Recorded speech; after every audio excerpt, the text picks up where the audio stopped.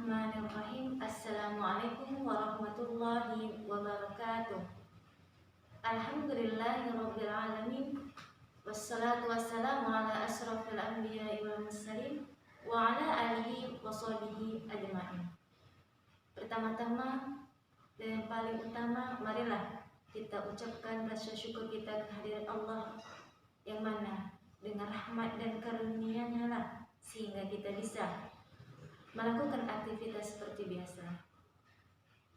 Selawat serta salam marilah kita hadirkan buat Nabi besar kita, yakni Nabi Muhammad sallallahu alaihi wasallam. Dengan kita memperbanyak selawat, insyaallah akan bisa membantu kita menuju ke surga.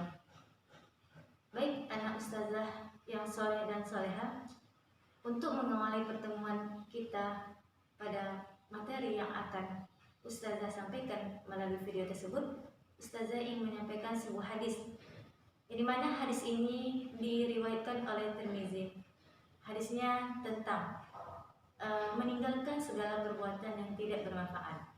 Hadisnya yaitu min husni islamil mar'i tarkuhu ma la ya'ni, yang artinya di antara kebaikan Islam adalah meninggalkan hal yang tidak bermanfaat baginya.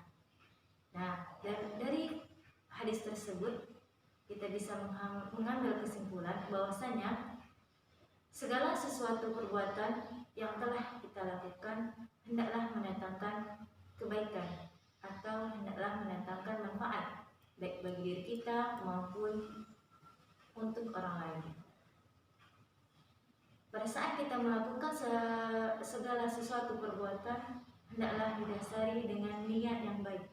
Sesungguhnya apabila kita melakukan dengan niat yang baik, insya Allah imbalannya adalah pahala dari Allah Subhanahu wa Ta'ala.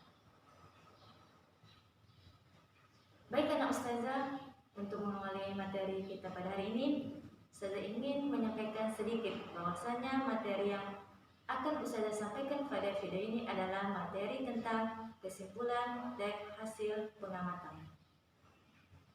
Ustazah harap melalui video ini antum bisa mengikuti pembelajarannya dengan baik. Ingat anak ustazah, pasangkan niat di dalam hati bahwasanya segala sesuatu yang dilakukan hanyalah untuk Allah.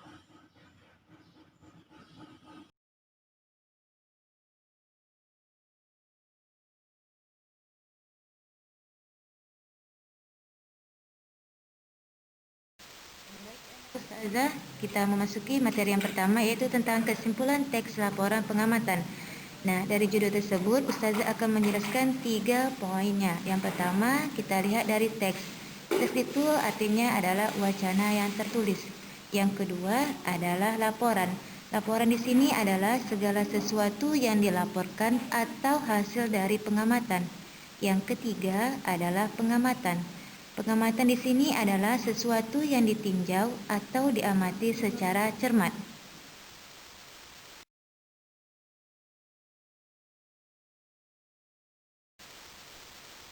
Oke, baik anak ustazah, selanjutnya yaitu tentang definisi teks laporan hasil pengamatan. Nah, yaitu teks yang berisikan laporan peninjauan cermat dan bertujuan menjelaskan sesuatu yang sifatnya umum. Nah, laporan yang baik itu adalah laporan yang terperinci sesuai fakta pengamatan dan mudah dipahami oleh pembaca. Nah, selain itu juga kegunaan dalam laporan yaitu memberikan gambaran pada orang lain tentang apa yang diamati.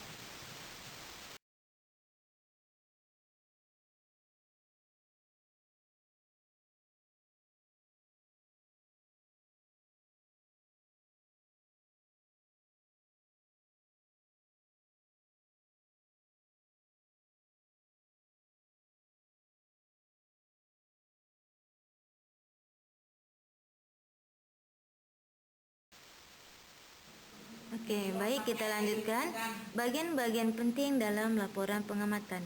Nah, dalam menyajikan sebuah laporan pengamatan yang harus antum lakukan itu adalah bagian-bagiannya. Artinya ada bagian penting di dalam laporan pengamatan.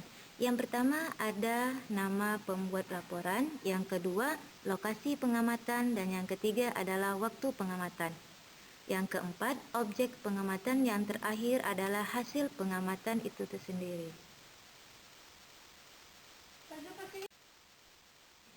Baik, selanjutnya adalah struktur teks laporan hasil pengamatan.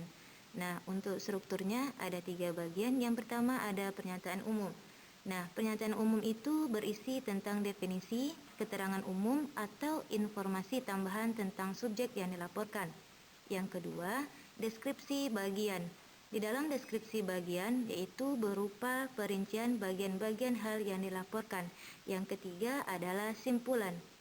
Pada bagian simpulan yaitu berisi tentang ringkasan umum dan manfaat dari objek yang diamati.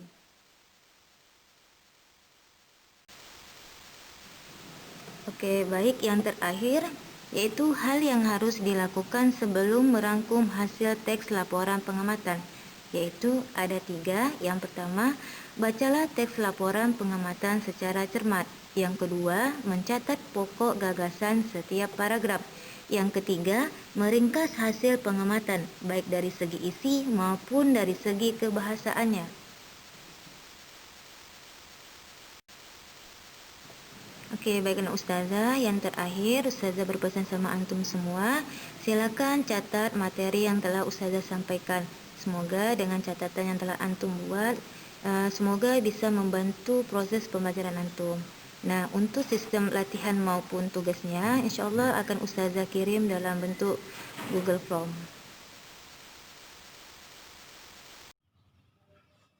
Oke, baik anak ustazah yang soleh dan soleha.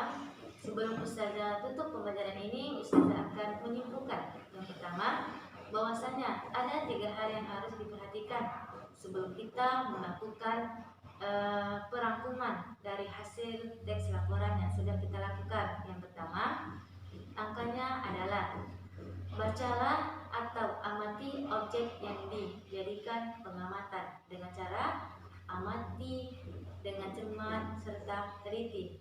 Yang kedua, mencatat pokok gagasan dari setiap paragraf. Yang ketiga, meringkas hasil pengamatan baik dari segi isi maupun dari segi kebahasaannya. Oke, anak ustazah yang soleh dan soleha, untuk pembelajaran kita pada hari ini, ustazah harap antum bisa memahaminya dengan baik. Nah, untuk sistem tugasnya, ustazah akan buat tugas tersebut dalam bentuk Google Form, di mana Google Form tersebut ada beberapa soal yang harus antum jawab. Setelah antum jawab, maka otomatis Google Form tersebut akan dikirimkan ke ustazah kembali oleh orang tua antum. Baik, ustazah akhiri. Wassalamualaikum warahmatullahi wabarakatuh.